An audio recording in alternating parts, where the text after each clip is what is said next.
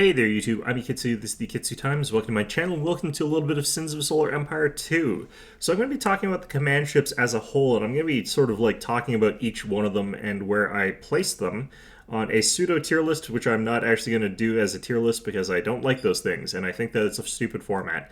I'm also not talking about which one's strongest necessarily, although I'll sort of mention which ones are strong and which ones are weak. I think that talking about like which ones like S tier is like really stupid. Instead, I'm maybe talking about which ones are well designed and which ones are not.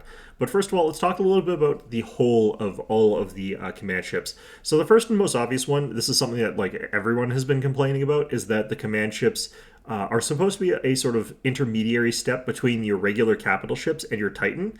And they come into your tech tree after the Titan does. The tech comes in early 4, the command ships come at late 4, and they both require the Titan Foundry, unless you're Vasari, in which case you don't need Titan Foundries. So the end result of this is that you actually typically are going to be able to access it at about the same time as the Titan. Realistically speaking, there's no difference in when you could get either one or the other. Now, I think that what you're sort of supposed to do at this point in time is choose between, do I get the Titan or do I go to the command ships? And some players will go for one, some players will go for the other. But I do think that, broadly speaking, they failed entirely at that sort of goal of creating an intermediary ship. I've sort of mentioned this, other people have mentioned this, I think this is a fairly common solution, but one of the things that people have been saying is that the command ships should come in, you get the first one at tier 3, the second one at tier 4, and the last one at tier 5. And I think you should actually go a step beyond that. I think that the one that you get at tier 3 should be referred to as, the tech that you unlock at tier 3 should be prototype command ship. And you should be able to build the prototype command ship out of your regular factory without spending Cornium. And the second one that you get, it comes with its own unique tech. You have to get that one. Production command ship, or production line command ship, or manufacturer command ship, whichever. And this one comes with a Cornium cost, which will also change your first one that's a prototype into a regular one. And the prototype one would have like reduced attack, reduced maybe antimatter. Because I do think that there's a problem if you let people have just a flat out command ship at tech tier 3 and make it really easy to get. Because I think people will sort of rush to it and it'll be a little bit oppressive because it'll just become devolve into command ship versus command ship tier 3 strats. I think by making them significantly weaker, you open up the door to have other play where people decide to either focus exclusively on the smaller ships or they go capital ships, and it becomes a real choice between whether or not you want the command ship or you want those smaller, lighter ships. Because you are getting it for cheaper and you would be getting it earlier, so you definitely would have to have it for be weaker. You'd also maybe add an experience points cap so it can't gain experience points unless you're willing to tech up.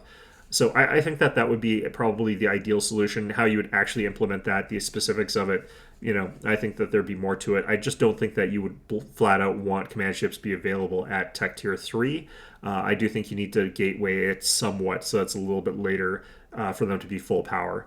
In any event, the other thing that I think is wrong with them, this got brought up in my video about the Oblivia, but I actually think it's true about all the command ships.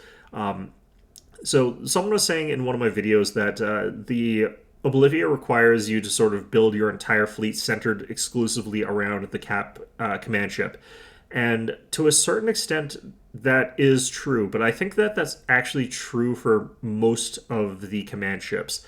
And even ones where it's a little bit more freeform, you're kind of heavily skewing the composition towards that. And what's more, not only are you heavily skewing your command ships towards being protected by the rest of its fleet or supporting the rest of the fleet or having a fleet that really synergizes with it, you're also seeing like a situation where your enemy has to react to the command ships because they're a little bit oppressive right now at the thing that they do.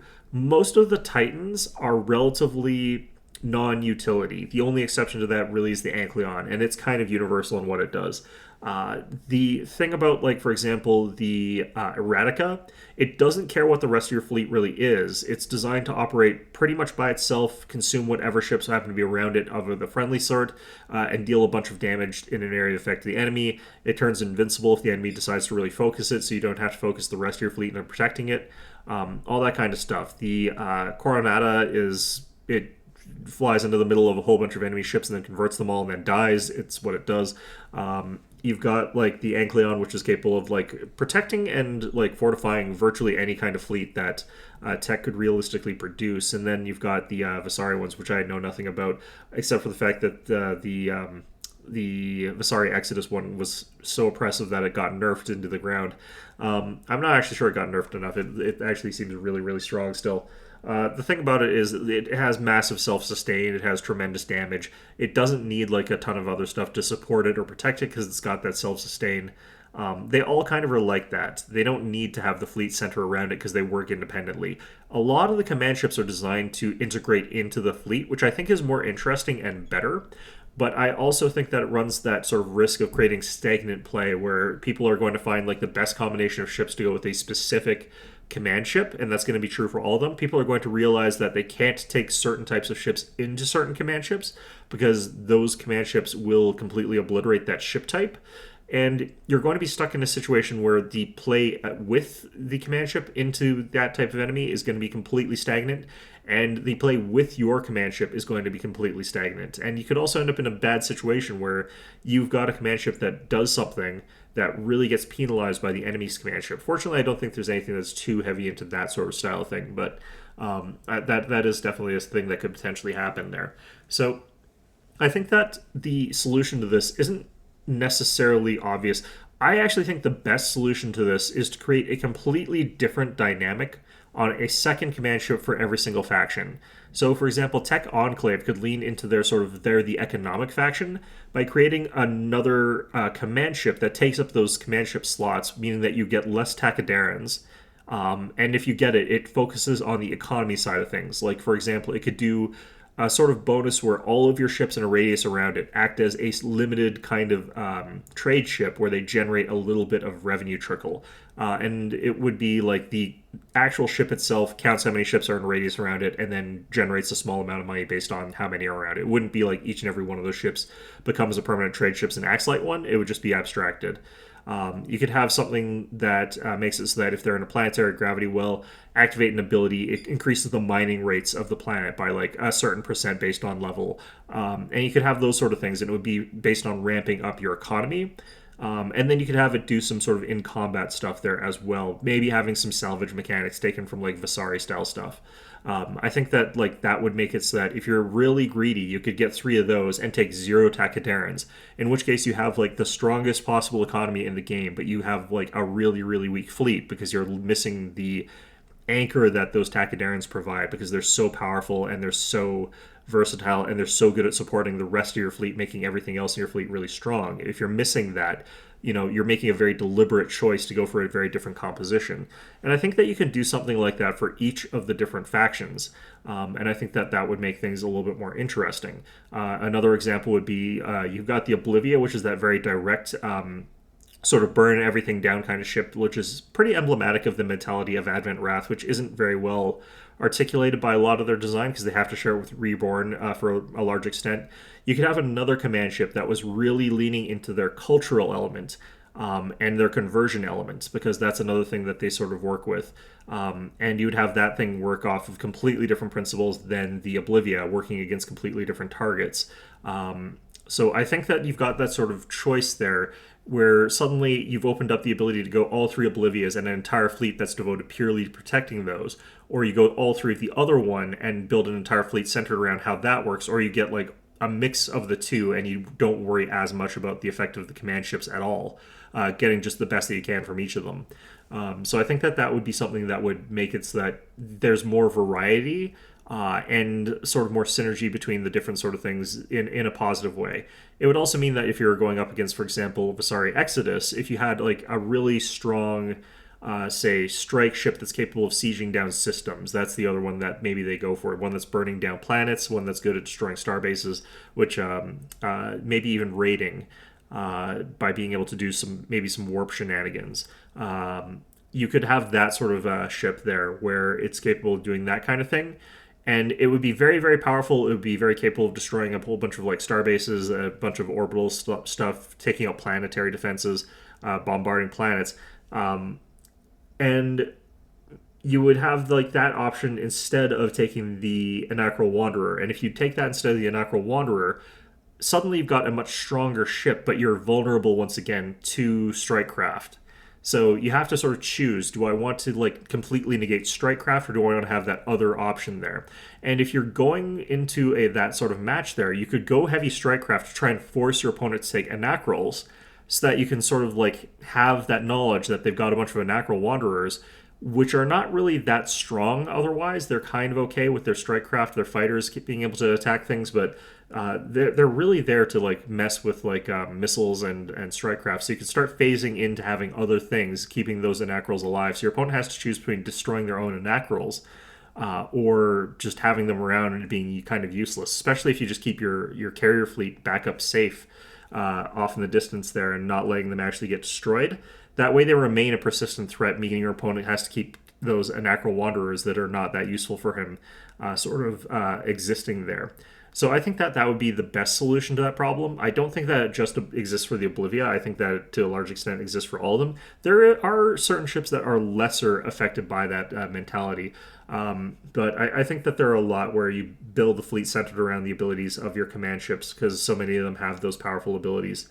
So anyhow, that's my thoughts on the command ships. I think that the execution overall is not amazing. I think that they definitely could have done some big changes to make them better, but simultaneously, I really have fun playing with them.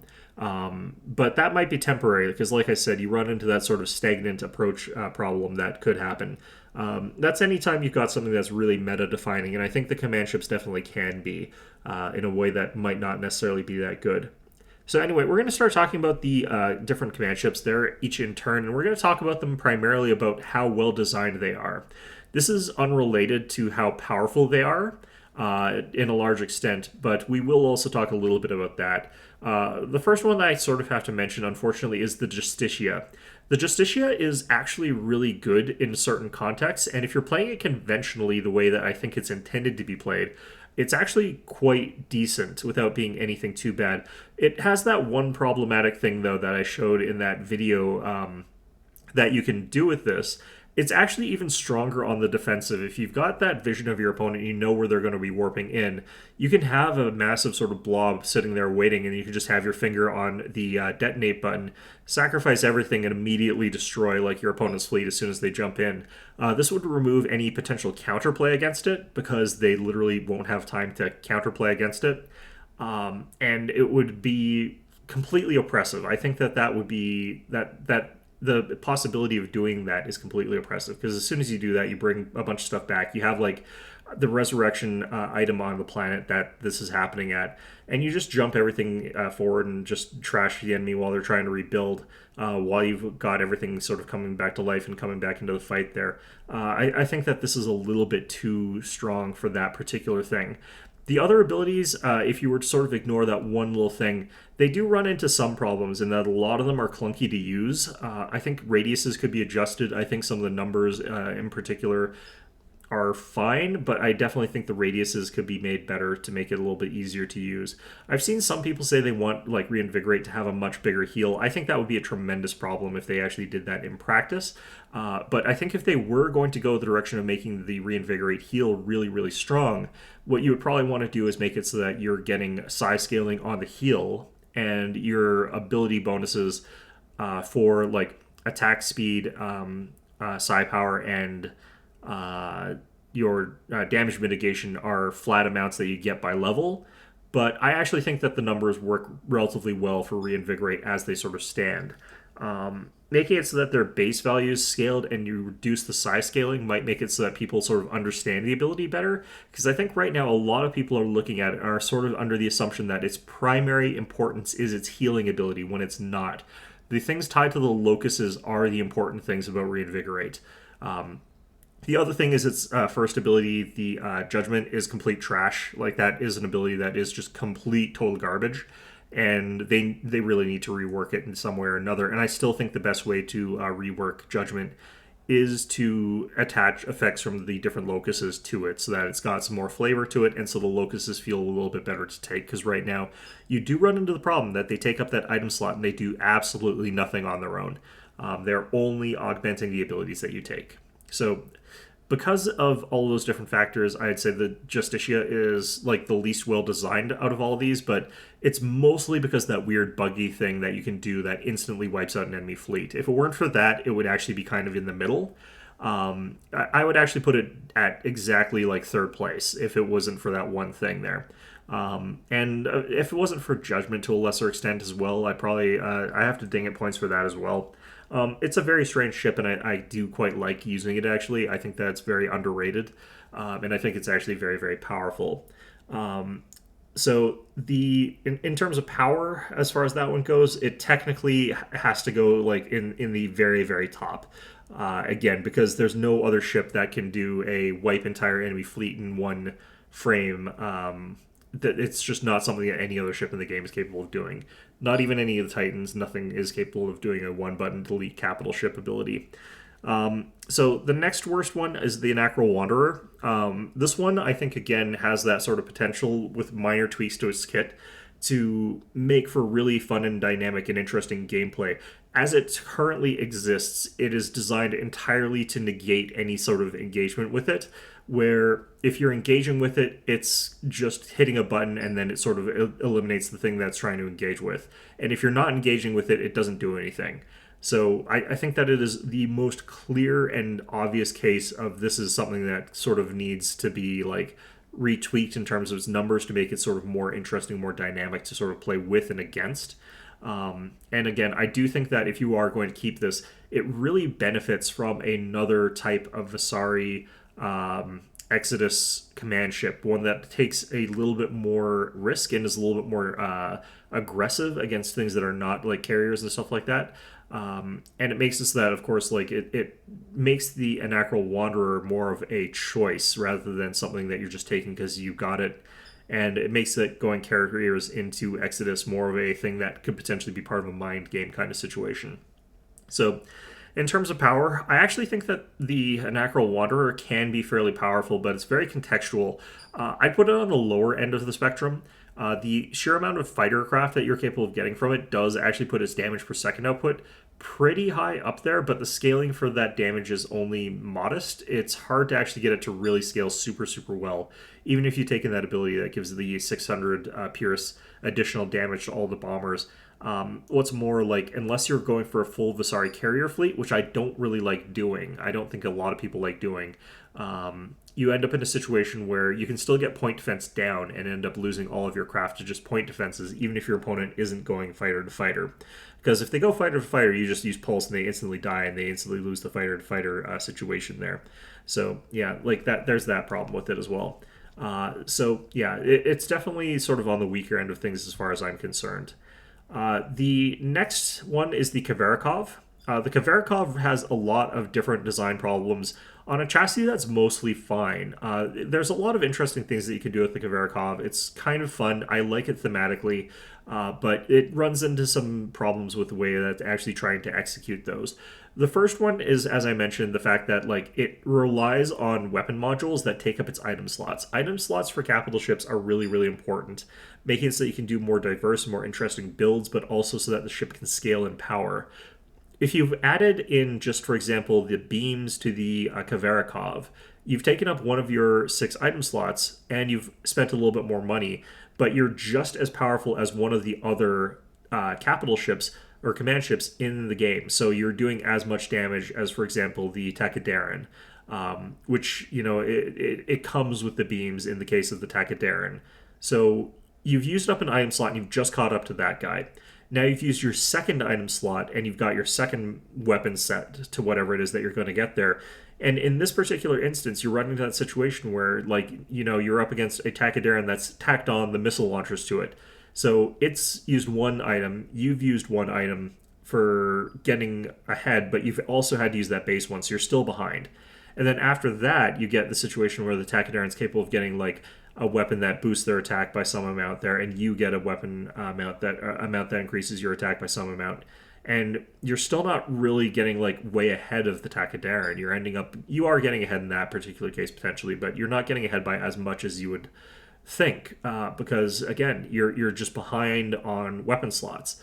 So I do think that the clearest fix that you want for the Cavarokov is that it should have like an extra slot compared to everybody else, just one more, and it can only have like your turrets in it. I think that that would be perfectly reasonable for it. I think that would be really pretty much fair. The other problem with the Kavarokov is that it's supposed to be this modular battle cruiser where you're encouraged to like change its loadouts and change what it does and have it adapt on the fly to the enemy there. I think that it sort of doesn't do that very well. It can kind of do that, but what I would like to see is the ability for the Kavarokov to do an instant transmit, a much faster one. Like you shouldn't have to be near a retrofit bay to change out the weapons on the Kavarokov, so that you can do it much more quickly while sort of on the fly there. Even if not mid battle, maybe you make it so that it doesn't work or that doesn't go across while it's in a fight or something like that. But being able to sort of swap out your weapons and items quickly and cheaply would make it so that the Kavarokov has that ability to adapt quickly. But also, I do think the Kavarokov needs something that can purge its skills so that you can reskill it, so that you can have it like go for a completely different build, completely new situation. And at that point in time, like, while it isn't necessarily the strongest of the ships in the command slot, it's always capable of doing something that your opponent doesn't necessarily expect, and is capable of going into a fight in a new sort of way to solve problems that you weren't able to solve before. I think an example would be like if your Kavarakovs are your only source of missile damage, like you've given them missile turrets and you've gone for the modular missiles, and you're not taking any javelises. You could go into a fight, you could predict that your opponent's going to get some point defense, like a good amount, so that they can block all that damage from all those missiles that your Kavarakovs are putting out. And then you respec everything into something else. So you've suddenly got like railguns and Gauss cannons, and you've got this thing pushed way in the back so that it's just hitting the enemy key targets from long distances. And in that case, you've suddenly switched it up and made it so that, you know, all those point defense ships that are now on the field have nothing to shoot at because you didn't take any missiles and you didn't switch to like carrier play. So I think that that would make the ship a lot more interesting and a lot more versatile, especially if you could do that reskill. And I think that that would make it so that it just fits the design ethos a little bit better. The last thing I think is poorly designed about the Kavarokov is that it is, technically speaking, kind of overpowered when it gets to level 10. If you have 3 Kavarakovs at level 10, you can reduce the enemy fleet to the point where they are no longer capable of acting for an entire quarter of their active time. Like imagine that your ships just were dead in the water for 25% of the time. That's massive amounts of downtime. I think that that's literally unacceptable amounts of enemy ships being stuck in limbo. And I do think that as a result, I would like it if the Kavarakovs were forced into some situation where they couldn't do that. Maybe if the stun was still 5 seconds, but then after that, like it added a heavy debuff to all the ships in the radius as well. I think that that might be more appropriate. Like the second level extends the duration of the debuffs rather than extending the range of the stun.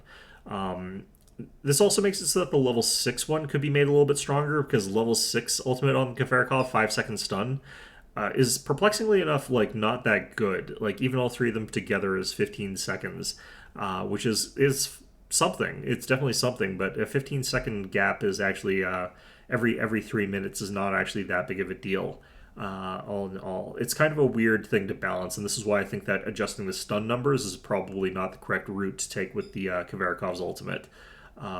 It also runs the risk in those really rare situations. If you've got a bunch of things that reduce the cooldown timers, you could end up in a situation where the Kavarokov is also very broken because of that one. I also think the Kavarokov, like I sort of mentioned, it's on the weaker end of things. It's meant to just dish out a bunch of damage, and it's got some abilities that are pretty okay as far as that goes, but looking at its damage abilities, it kind of gets outscaled by some of the other ships pretty badly under certain circumstances, and sometimes just flatly in terms of like punching power. It's not that strong of a brawler at the end of the day. While it is better than like the Takadaran, I think the Takadaran might actually be able to beat it in a fight just because of the sheer power of antimatter shields. So yeah, I think that this ship is in particular is the one that definitely needs a bit of a boost overall. But I think that extra versatility, like let's say that you were fighting a Takadaran into a Kavarokov, like having that extra versatility of being able to respec means that you could switch your shots to EMP ones, and you're draining antimatter every shot into the Takadaran, which removes a huge amount of its hit point pool. So you could switch out to that spontaneously when you see that your opponent's gone that sort of build, and then you could easily burn down their antimatter pool and then kill the ship afterwards. I think that that would be very interesting because then you don't have to get stuck on that either. Your opponent realizes that they can't use that.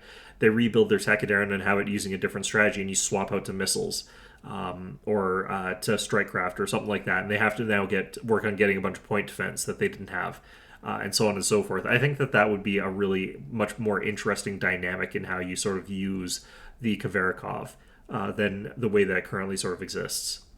The next one, as far as how well designed they are goes, it's the Oblivia. The Oblivia is not great. It's definitely on the lower end of the other half, but it's very dead simple. I think that it's actually quite strong in terms of what it does, but the only thing that it does is the only thing that it does, and I think that's to a large extent fine.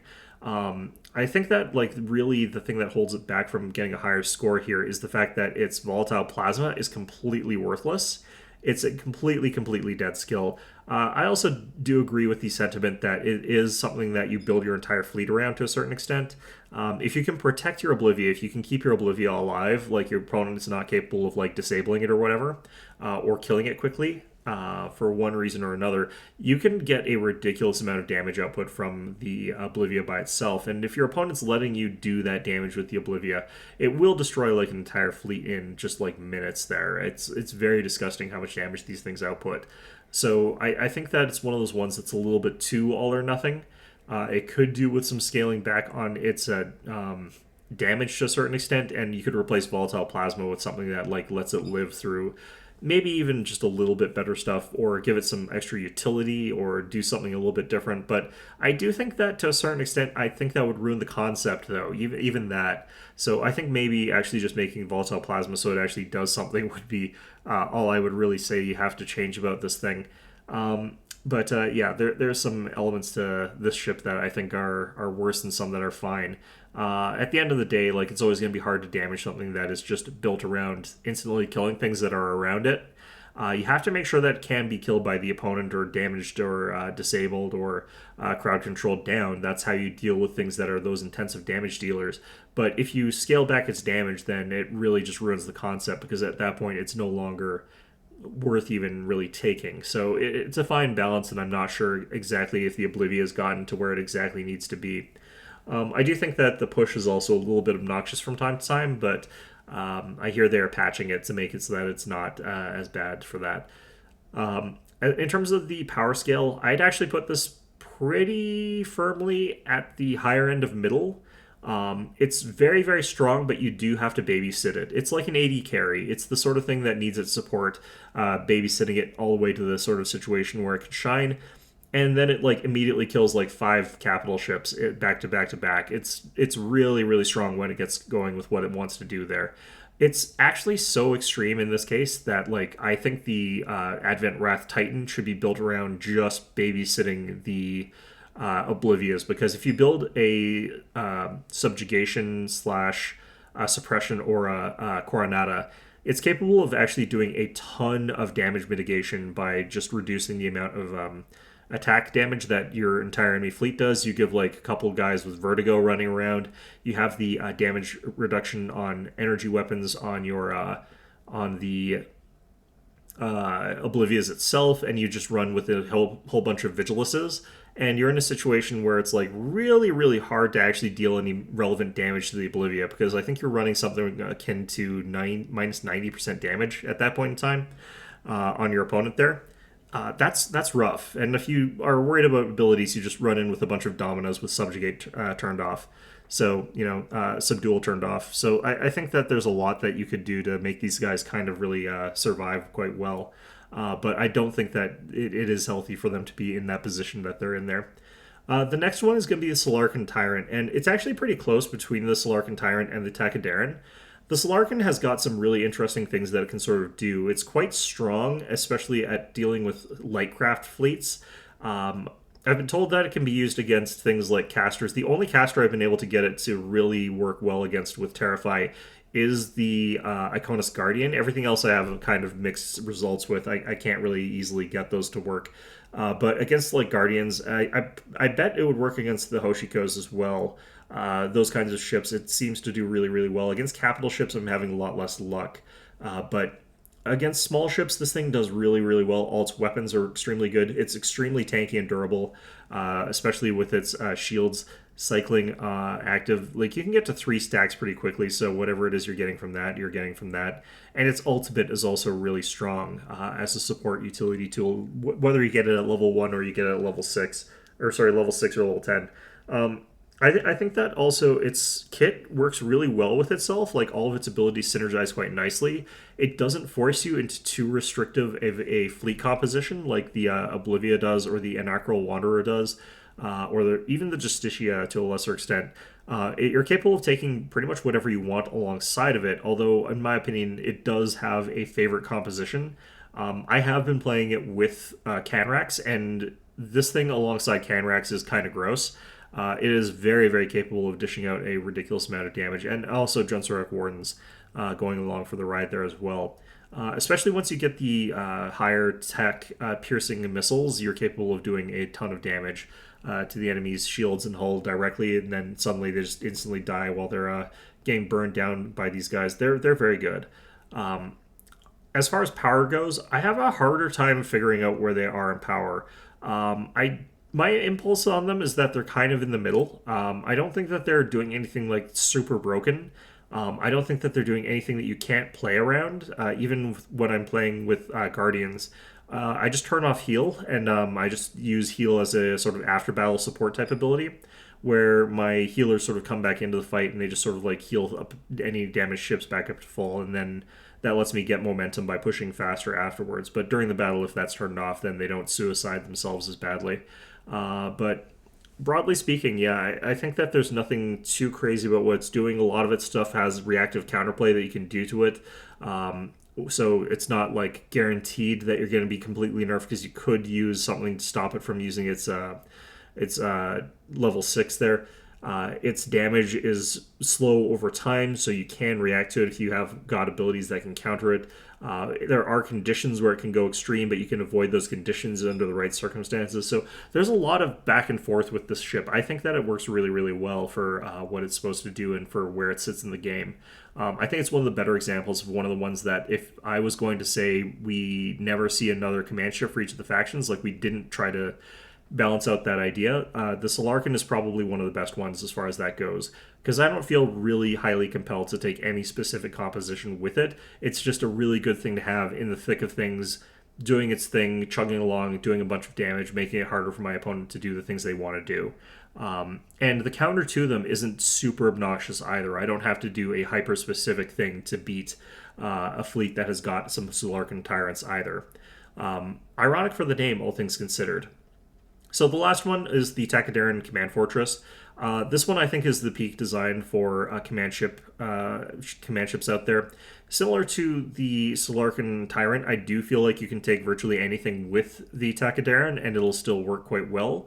Although with the caveat that it does synergize super well with lots and lots and lots of Hoshikos, making them virtually invincible, making it so that they can heal up behind a lot of the other effects out there. I think that this one is one of those ships that you can build like corvettes, you can build frigates, you can build cruisers, and all of them will appreciate being around this thing.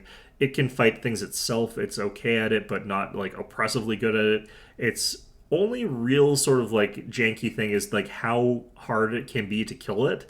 But even that has some things that you can outplay it around. So I don't think that that's too oppressive, although if there was one comment, it would be that these things are basically invincible if you have got them focused on that. So I think that it's pretty much like what I would look at and say is the best of the ships in terms of design. It heavily encapsulates everything you want from like Tech Enclave, whereas I think the Solarin Tyrant runs into the problem of being a little bit abstract as to why that's a Vasari Alliance ship. I'm not 100% sure why it is. There's some elements to it that I can understand. Like, them being sort of like diplomatic doesn't mean that they're nice diplomats. They're working with other races, but they're not doing it from an equal position. It is definitely gunboat diplomacy. But the Solarin tyrant is more about like suppression of like smaller craft there and messing with things in a way that doesn't really tremendously feel like a Visari alliance necessarily. Although maybe people who understand the lore about them better than me will understand why that's the way it is. I think it works well for them. I think that fits in okay, but not as well as the Takadaran does for the Tech Enclave. Tech Enclave, everything about it, the tankiness, the durability, the construction capability, and the support type abilities, that all plays into how Tech Enclave likes to work and function. I think it's a perfect fit there. The abilities don't feel broken in any way. They're usually quite good without being overwhelming. There's no direct tricks about them. They're easy to use without being oppressive. I think that they're just all in all really, really well designed. And again, I think that this is one of those ships that is probably on the higher end of strength, but not like hyper broken either. I don't think that it's too overbearing as far as what it does there. So, yeah, that's kind of my summary about all the different command ships. My favorite one is still the Justicia, in spite of all the other problems with it, because I do agree. I agree with my statement. Like, it is poorly designed in some ways, but like the thing that really makes it poorly designed is kind of a weird gimmicky thing that I don't know if real people are going to use. But the fact that it's there, the potential to have that there is overwhelming, and I really don't think it needs to be in the game. And a lot of its abilities are really janky and hard to use. It's awkward. So I do think that there's a lot that could be done to fix it and make it more palatable to the average person, while also eliminating the weird fringe bullshit that I like to get into. Yeah, anyway, that's going to be our video for today. Hope you found this one enjoyable. And of course, as always, hope to see you guys all next time.